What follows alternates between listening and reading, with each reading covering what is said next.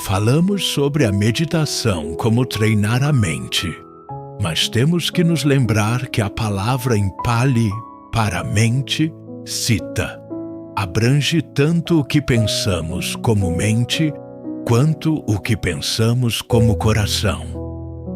Assim, tentamos desenvolver tanto uma mente boa, quanto um coração bom. Algumas pessoas perdem este facto. Elas pensam que é simplesmente uma questão de treinar a mente para entender os conceitos do Buda e depois apenas aplicá-los. A questão da sua bondade ou falta de bondade não entra em jogo, mas isso é realmente desequilibrado e realmente perde muito do treinamento. Um grupo de estudantes de Abhidhamma foi uma vez visitar a Jianfuang. Abhidhamma tende a ser muito analítico, interessado em analisar os conceitos que o Buda ensinou e depois tentar aplicar esses conceitos à sua experiência, mas com muito pouca referência ao coração. Então, eles foram vê-lo. Eles tinham ouvido dizer que ele era um bom professor, mas não sabiam o que ele ensinava. Quando chegaram, ele disse: "Ok, fechem os olhos, concentrem-se na vossa respiração." Eles disseram: Não podemos fazer isso." "Por quê? Não? Nós temos medo de ficarmos presos ao jhana e depois renascermos como Brahmas." A resposta dele foi: "Bem, o que há de errado em renascer como um Brahma?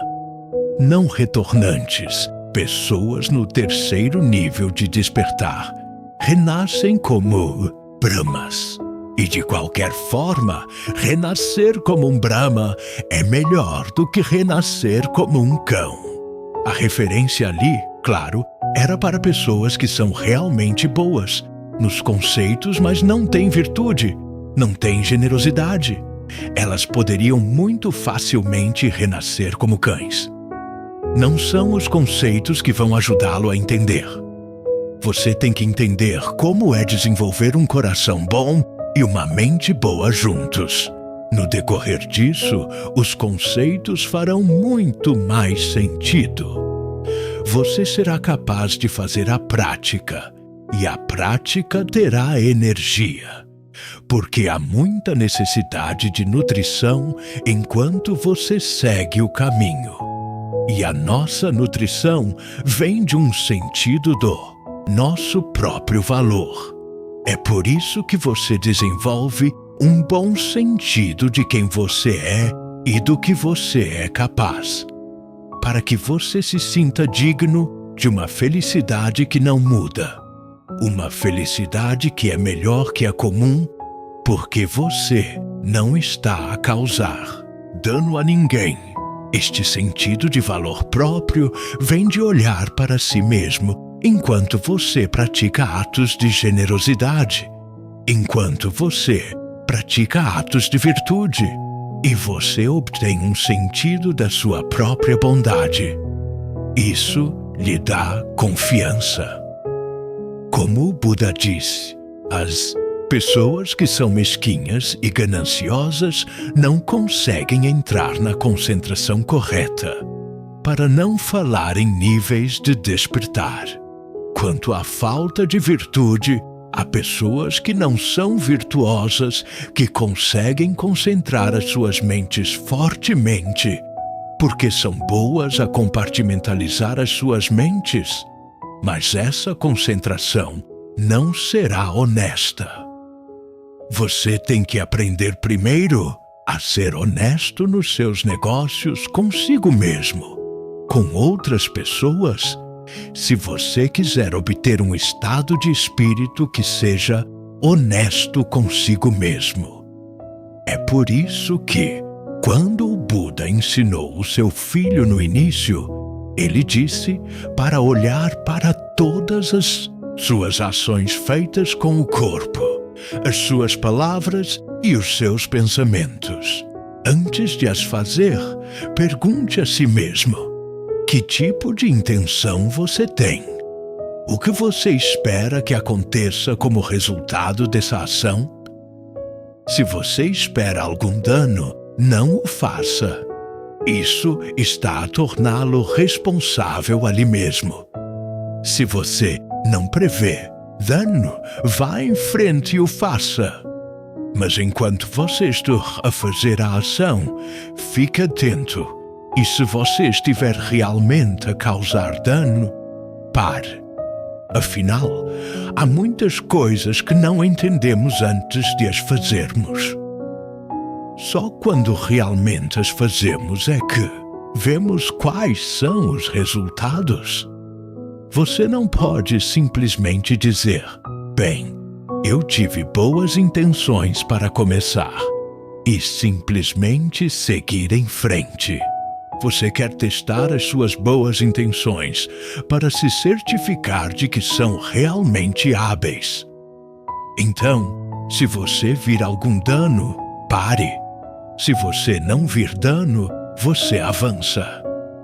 Então, quando você termina, você pergunta a si mesmo: esta ação que eu fiz levou a dano a longo prazo? Se levou, vá conversar sobre isso com alguém que é mais avançado no caminho e, em seguida, decida não repetir esse erro. Desta forma, ao tentar não causar dano nas suas ações, você aprende muitas boas qualidades. Você aprende compaixão por si mesmo e pelos outros. Você aprende responsabilidade. Você aprende honestidade, todas as quais são boas qualidades a desenvolver em prol da meditação. É por isso que o Dhamma é especial. Não é qualquer pessoa que consegue dominar o Dhamma. Você tem que ser uma boa pessoa para dominar o Dhamma. Ser uma boa pessoa dá-lhe a energia para continuar a praticar. Por exemplo, com a generosidade. Alguém perguntou uma vez ao Buda onde um presente deveria ser dado, e ele esperava que o Buda dissesse: dê aos budistas. Mas o Buda disse outra coisa. Ele disse para dar onde você se sente inspirado. Então, comece com o seu coração. Onde o seu coração quer ser generoso, seja generoso lá. E então, você pode olhar para os resultados. Você pode decidir, depois de um tempo, que queria algo que não era realmente sábio. Mas o importante é que você comece com o seu coração. O mesmo acontece com os preceitos. Você percebe que não quer sofrer. Outras pessoas são exatamente como você. Elas não querem sofrer. Então, você não quer fazer nada que lhes cause sofrimento. Você olha para o seu coração e tenta ver o melhor que você pode fazer com o seu coração. E enquanto você se senta e medita, as primeiras instruções de meditação que o Buda dá, quando fala sobre atos de boa vontade, são que você quer tornar a sua boa vontade universal. Normalmente, a nossa boa vontade é humana.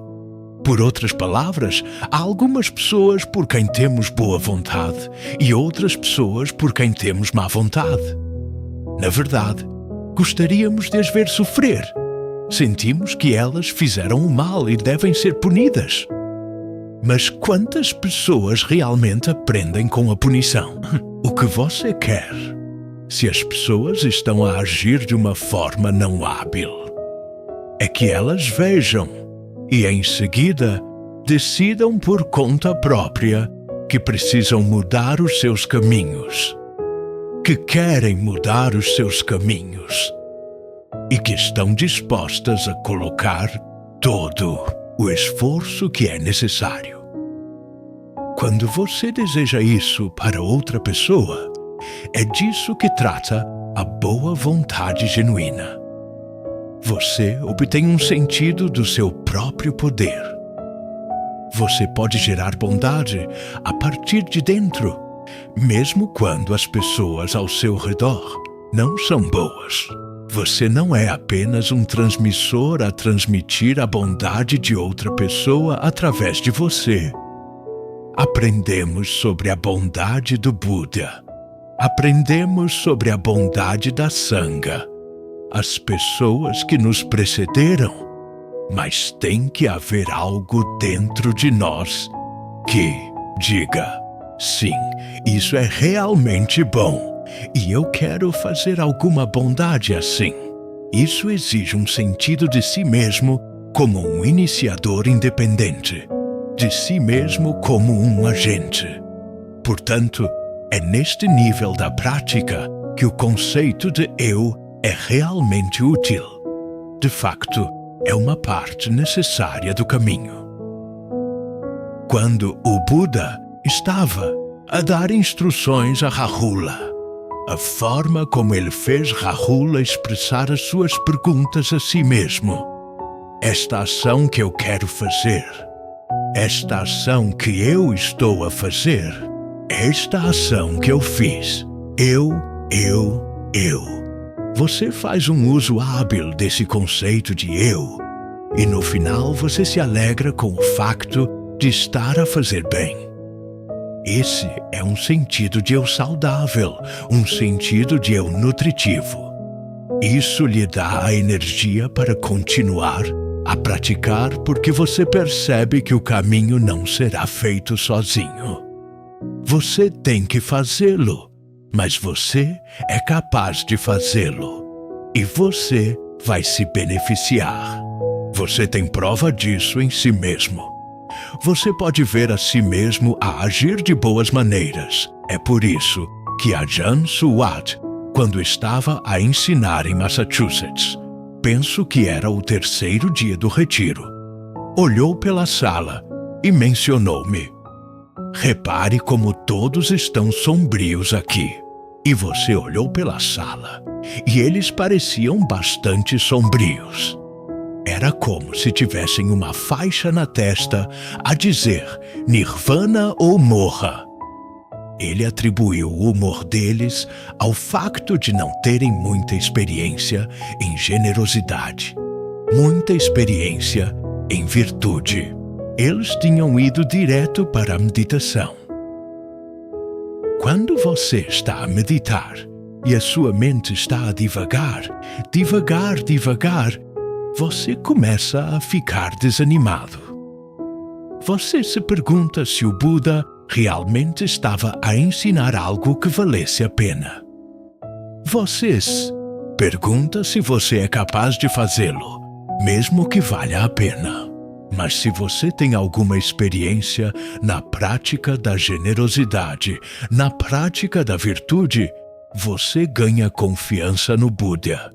E você também ganha confiança em si mesmo de que você pode fazer coisas boas.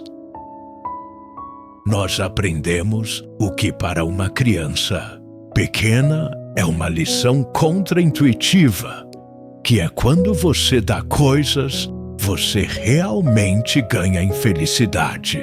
O mesmo é verdade quando você se contém de fazer coisas que o colocariam numa posição de ter uma vantagem sobre alguém, mas que, na verdade, estariam a causar dano. Quando você aprende a obter um sentido de eu saudável, a partir de ser generoso e virtuoso, você aprendeu uma lição importante, que muitas coisas na vida exigem que, antes que você possa ser feliz, você tenha que dar. A felicidade não é apenas receber. Ela reside no ato de ser responsável. Esse forte sentido da sua responsabilidade de que você não é apenas uma vítima de forças fora de si mesmo. Você é realmente um agente bom independente. Isso é realmente nutrição no caminho. Isso é alimento para você no caminho. Portanto, é aqui que depender de si mesmo. Como o Buda disse, Atahi Atanu Nato. O eu é o seu próprio sustentáculo. Tem que ser desenvolvido a partir de um bom coração. Este é o nível do caminho onde você precisa de um forte sentido de eu, um sentido de eu saudável, um sentido de eu nutritivo. Isso fornece a você a energia e nutrição de que você precisa para continuar, para continuar, para continuar.